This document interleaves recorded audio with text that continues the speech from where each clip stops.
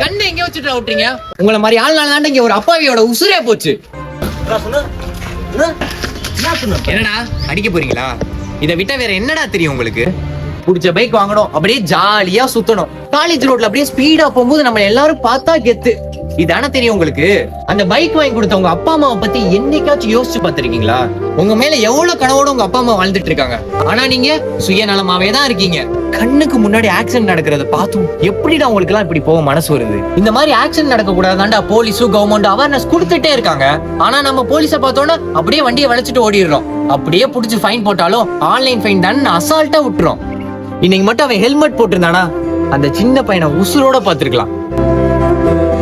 வாங்கம்மா போவோம். எனக்குலாம் சொன்னா புரியாது. கரெக்ட் தான் ப்ரோ.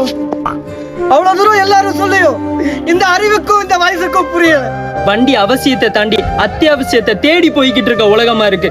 அதுல எங்களை மாதிரி இளைஞர்கள் தான் முக்கியமா இருக்கும். மன்னிச்சிருங்க ப்ரோ, ரொம்ப குற்ற உணர்ச்சியா இருக்கு. மனசு கேட்கல. இந்த மாதிரி தப்பு இனிமே நடக்காது. இதை நான் மட்டும் சொல்லல, என்ன மாதிரி இருக்க எல்லா இளைஞர்களும் சேர்ந்து எடுக்கிற முடிவா இருக்கும்.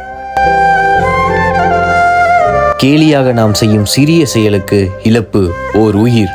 இனியாவது தலைக்கவசம் அணிந்து வாகனம் ஓட்டுவோம். மாறுவோம், மாற்றுவோம். ஏனென்றால் இன்றைய தலைமுறையை மாற்றுவது இளைஞர்களால் மட்டும்தான் முடியும். தலைக்கவசம் நம் உயிர் கவசம்.